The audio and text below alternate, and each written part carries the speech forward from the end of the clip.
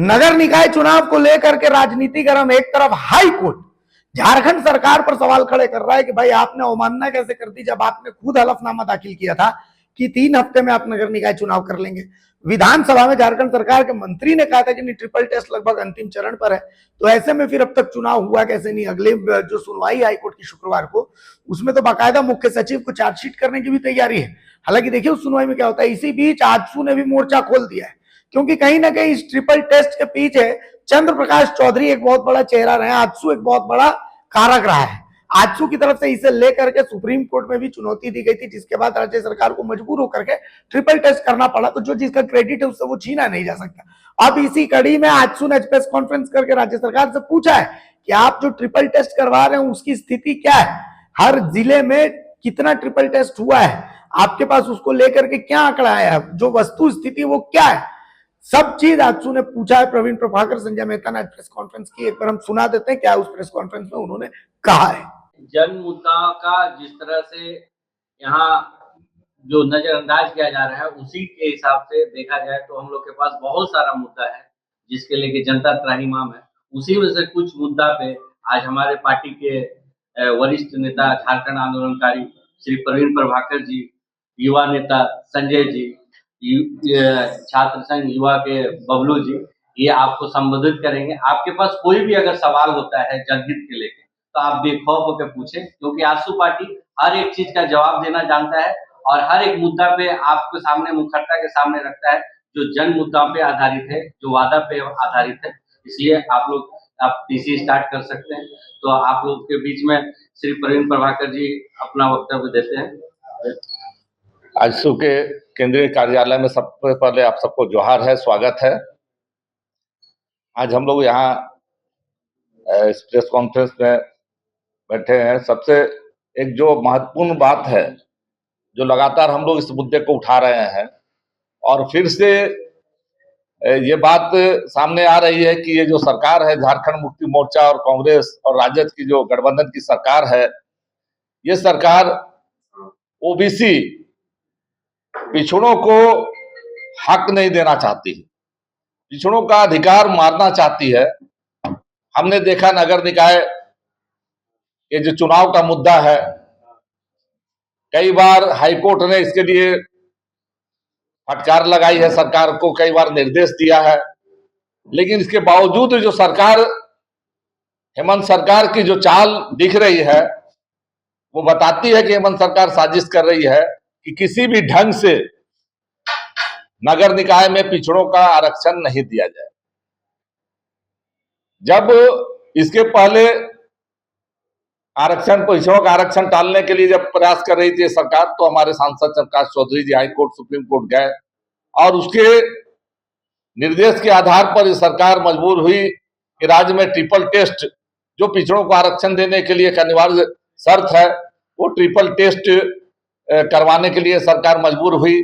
लेकिन triple test करवाने के जो प्रक्रिया है, उस प्रक्रिया को हम देखें तो पिछले 1.5 साल पहले हाईकोर्ट ने कहा था, झारखंड माननीय हाईकोर्ट ने कहा था कि 3 सप्ताह के अंदर आप प्रक्रिया पूरा कीजिए चुनाव का। लेकिन आज 1.5 साल से सरकार इस मुद्दे को लटका कर रखी। 1 साल से सरकार ने पिछड़ा वर्ग के, झारखंड राज्य पिछड़ा वर्ग आयोग के अध्यक्ष का पद को खाली करके रखा। पिछले 4 महीने से सरकार ने जो झारखंड का जो मुख्य चुनाव आयुक्त का पद होता है, जो स्थानीय निकायों के चुनाव के लिए जो जिसकी जिम्मेवारी होती है, उसके पद को खाली करके रखा है। और लगातार सरकार इस संबंध में बहाना बनाती रही।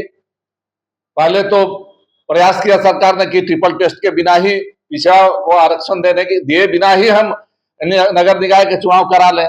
उसके बाद जब आजसू पार्टी कोर्ट में गई और कोर्ट के निर्देश के आधार पर जब सरकार फिर मजबूर हुई, तो अभी जो ट्रिपल टेस्ट का जो मुद्दा आया है सामने और सरकार कह रही कि हमने ट्रिपल टेस्ट अब करीब करीब पूर्ण कर लिया है, तो हम लोग आजसू पार्टी ये मांग करती है सरकार से कि ट्रिपल टेस्ट का जो प्रक्रिया सरकार ने अपनाई है उसको पूरी तरह से सार्वजनिक किया जाए। ट्रिपल टेस्ट के संबंध में किस ढंग से कहां किस प्रक्रिया के माध्यम से सर्वे किया गया, चूंकि यह शिकायत आ रही है लगातार कि ट्रिपल टेस्ट करने वाला कोई पहुंचा ही नहीं। कई लोगों से बात हुई है और सभी बता रहे हैं कि ट्रिपल टेस्ट करने के लिए उनके दरवाजे तक कोई नहीं पहुंचा। तो आखिर कौन सी प्रक्रिया के तहत सरकार ट्रिपल टेस्ट कराई है और उसका रिपोर्ट को आगे लाने का प्रयास में लगी हुई है। तो ये सरकार से मांग है, हेमंत सोरेन जी से मांग है कि ट्रिपल टेस्ट की प्रक्रिया को सार्वजनिक किया जाए ताकि पिछड़ों को आरक्षण देने की प्रक्रिया पारदर्शी रूप से सुनिश्चित की जा सके और इसमें कोई भी कहीं भी किंतु परंतु के लिए कोई स्थान नहीं बचे। मैं इस संबंध में हमारे संजय मेहता जी हैं, युवा नेता हैं पार्टी के, ये कुछ विशेष इसमें और आपको जानकारी देंगे। मीडिया के साथियों का बहुत बहुत आभार। वर्तमान में झारखंड सरकार ने ये वादा किया था कि ओबीसी को हम आरक्षण देंगे और ओबीसी को नगर निकाय के चुनाव में उनका हक अधिकार भी देंगे। आजसू पार्टी लगातार ये मांग उठाती रही है कि ट्रिपल टेस्ट के आधार पर जो झारखंड के 48 शहरी निकाय हैं वहां पर चुनाव कराए जाएं। आप लोगों को ये बात जानकारी होगी कि ट्रिपल टेस्ट भी सरकार नहीं करा रही थी, लेकिन उसके बाद आजसू पार्टी सुप्रीम कोर्ट गई और सरकार पर एक दबाव बना।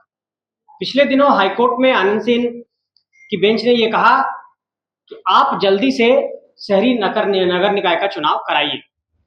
नगर निकाय का चुनाव नहीं होने से झारखंड के अंदर जो वित्त आयोग की राशि है वो भी नहीं पहुंच पा रही है, क्योंकि जो वित्त आयोग के अध्यक्ष हैं पनगड़िया साहब, जब वो पहुंचे थे तो उन्होंने साफ तौर पर कहा था कि अगर नगर निकाय का चुनाव नहीं कराया जाएगा तो लगभग 1500-1600 करोड़ रुपए झारखंड को नहीं मिल पाएगा।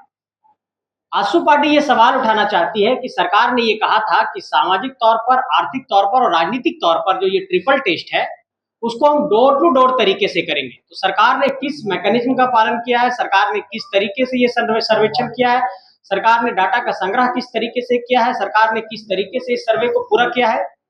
एक बात ये सामने आई थी कि सरकार ने कहा था कि 19 जून 2025 को हम एक टेंडर जारी करेंगे और जिसमें सरकार ने ये कहा था कि हम कुछ संस्थाओं को भी एकजुट करेंगे कि वो समेकित तौर पर हमारा एक डाटा संग्रह का रिपोर्ट तैयार करेगी। जब ये वैधानिकता पर सवाल उठाया गया कि आपके पास आयोग में अध्यक्ष नहीं है, तो लगातार आजसू पार्टी ने ये आवाज उठाया था कि राज्य पिछड़ा आयोग में अध्यक्ष नहीं है। उसके बाद सरकार पर दबाव बना और राज्य पिछड़ा आयोग में अध्यक्ष दिया गया है। हमारा दूसरा सवाल यह है कि झारखंड के अंदर ओबीसी को ट्रिपल टेस्ट के आधार पर नगर निकाय के क्षेत्र में आरक्षण देने का जब भी मसला सामने आता है तो सरकार लेट लतीफी करती है। सरकार के कार्यशैली से ये प्रदर्शित होता है कि सरकार समय से चुनाव नहीं कराना चाहती या सरकार टालना चाहती है। ये बात इस तरीके आती है कि इससे पहले जब हाईकोर्ट में याचिका दाखिल किया गया कि सरकार तुरंत चुनाव कराए, तो सरकार ने खुद से शपथ पत्र दाखिल करते हुए कहा था कि 3 से 4 सप्ताह के भीतर हम चुनाव करा लेंगे। लेकिन सरकार ने इस बीच एक और चालाकी की है। सरकार ने चालाकी ये की है कि राज्य निर्वाचन आयुक्त का पद खाली रखा गया है। अब अगर ट्रिपल टेस्ट का रिपोर्ट आ भी जाता है और राज्य पिछड़ा आयोग में अध्यक्ष बना भी दिए गए हैं, तो अगर सरकार चुनाव कराना चाहेगी समय से तो सरकार चुनाव नहीं करा पाएगी, क्योंकि राज्य निर्वाचन आयुक्त नहीं है। और ये चुनाव तभी हो पाएगा जब नई मतदाता सूची बनेगी, और नई मतदाता सूची की वैधानिकता तभी सफल मानी जाएगी जब राज्य निर्वाचन आयुक्त होंगे। ठीक उसी प्रकार से जिस तरीके से ओबीसी आयोग में जो उसके कस्टोडियन होते हैं वो ओबीसी आयोग के अध्यक्ष होंगे। तो अगर ट्रिपल टेस्ट हो भी जाता तो बिना अध्यक्ष के ट्रिपल टेस्ट के डाटा को वैध नहीं माना जाता, इसलिए इन लोगों ने अभी अध्यक्ष बना दिया। लेकिन दूसरा सवाल यह है कि ये लेट लतीफी करने के लिए राज्य निर्वाचन आयुक्त को नियुक्त नहीं करते हैं। इस पर हाईकोर्ट ने कहा कि राज्य निर्वाचन आयुक्त को नियुक्त करने की जिम्मेवारी भी राज्य नौकरशाही की है, झारखंड सरकार की है। और झारखंड सरकार इसमें लेट क्यों कर रही है? सरकार से ये सवाल पूछना चाहते हैं कि राज्य निर्वाचन आयुक्त का पद क्यों खाली रखा गया है। अब हमारा सवाल यह है कि क्या ट्रिपल टेस्ट में जो मैकेनिज्म पालन किया गया है, ट्रिपल टेस्ट में सरकार ने जिन फंडा को अपनाया है, सरकार ने कहा था हम डोर टू डोर जा रहे हैं। झारखंड के 48 शहरी नगर निकाय क्षेत्र में अगर ट्रिपल टेस्ट में गड़बड़ियां होगी तो जो ये बात कही जाती है कि जिसकी जितनी संख्या भारी उसकी उतनी हिस्सेदारी, और ये कहते हैं सोशल जस्टिस की बात, सामाजिक न्याय की बात, तो ये सवाल राजद से भी है, झामुमो से भी है और कांग्रेस से भी है कि लगातार ये लोग संविधान का हवाला देते हैं और ये कहते हैं कि हम हक देना चाहते हैं एसटी को, एससी को और ओबीसी को। तो ये सवाल मैं पूछना चाहता हूं सत्ताधारी दल से कि झारखंड में ओबीसी को हक और अधिकार देने में इतनी देरी क्यों की जा रही है। एक बड़ा सवाल और सामने खड़ा हुआ है कि झारखंड सरकार ने शहरी नगर निकाय के क्षेत्र में जो देरी की है चुनाव में, इसके कारण से पूरे झारखंड के अंदर जो डिसेंट्रलाइजेशन के माध्यम से, विकेंद्रीकरण के माध्यम से जो नगर निकाय क्षेत्र में शक्तियां दी जाती है, जो उनको राशि उपलब्ध कराई जाती है विकास के लिए, वो विकास योजनाओं पर एक बड़ा प्रभाव पड़ा है। सरकार से आजसू पार्टी ये सवाल पूछना चाहती है कि क्या सरकार अपनी जिम्मेवारियों से पल्ला झाड़ना चाहती है? क्या हर मुद्दे को हम लोग हाईकोर्ट और सुप्रीम कोर्ट ले जाएंगे, उसके बाद हाईकोर्ट और सुप्रीम कोर्ट लताड़ेगी, उसके बाद ही आप काम करेंगे? क्या इस सरकार के अंदर अपनी कोई सलाहियत और समझ नहीं है? क्या सरकार अपने समझ से ये काम नहीं करेगी?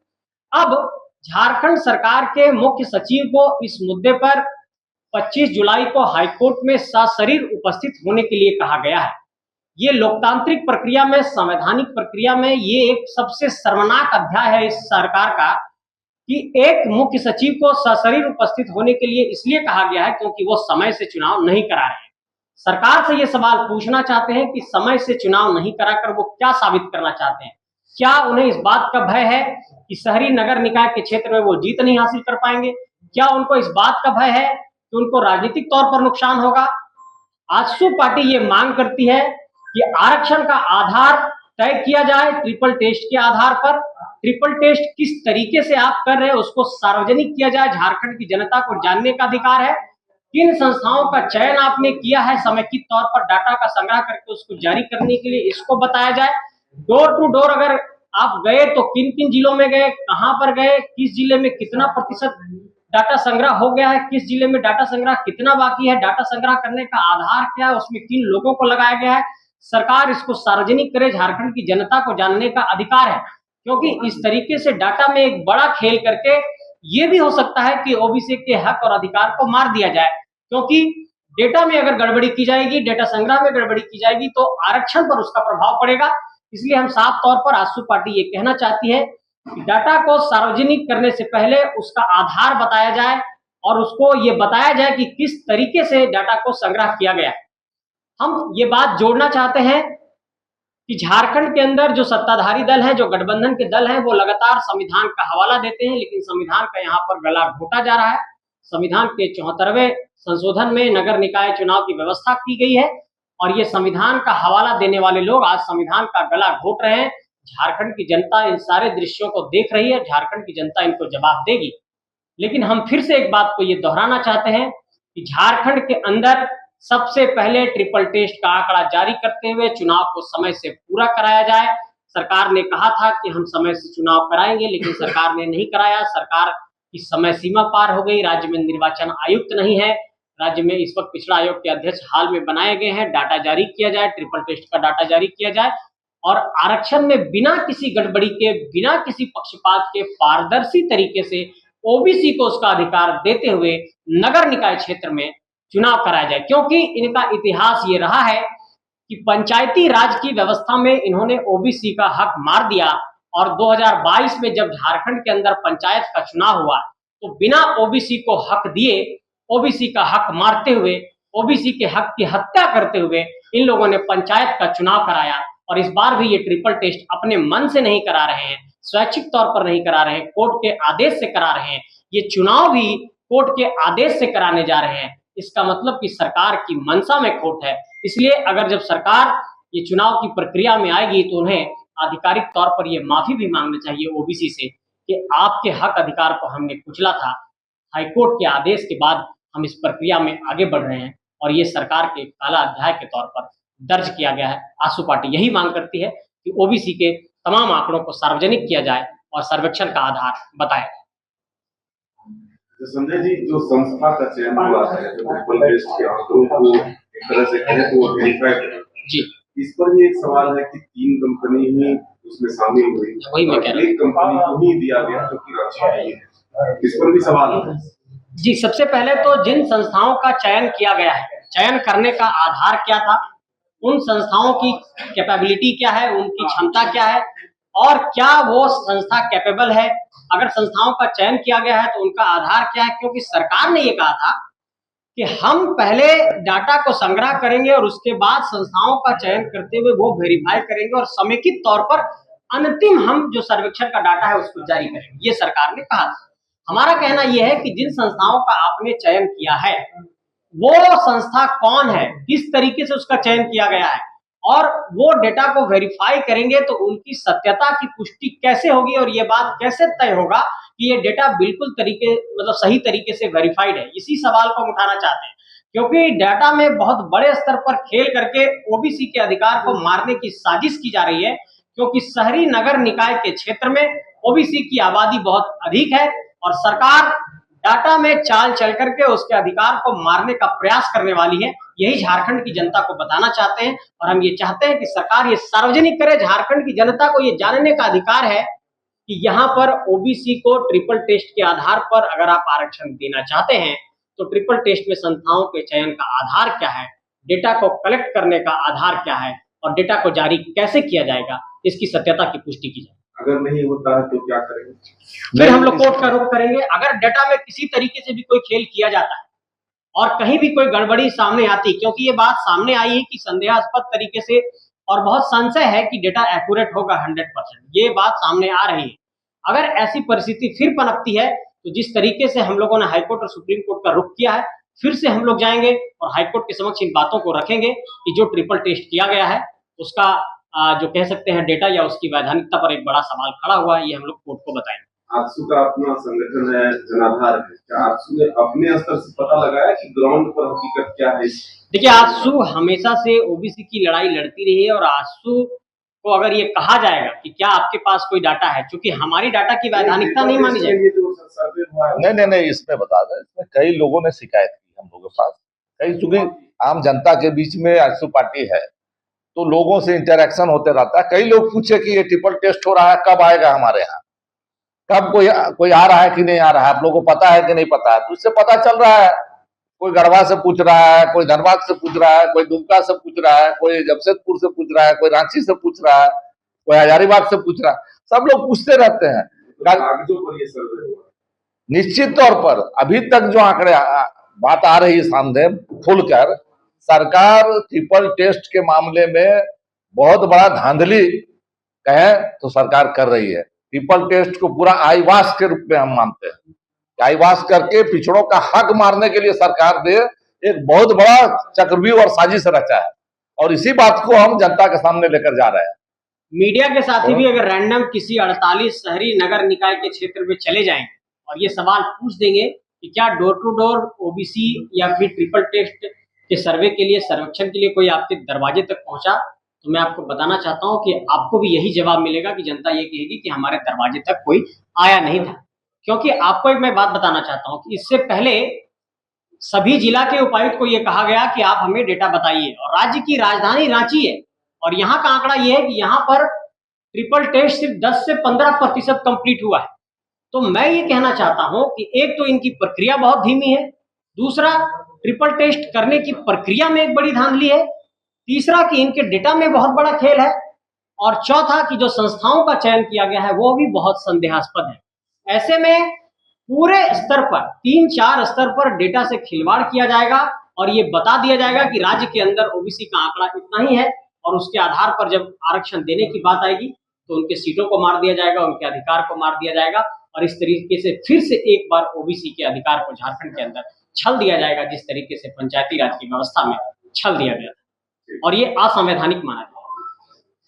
अगर खबर पसंद आए तो आप QR स्कैन कर दें हमारा साथ। आपका एक छोटा आर्थिक सहयोग है हमारा बड़ा हौसला। द भारत मित्र, बुलंद भारत की बुलंद तस्वीर।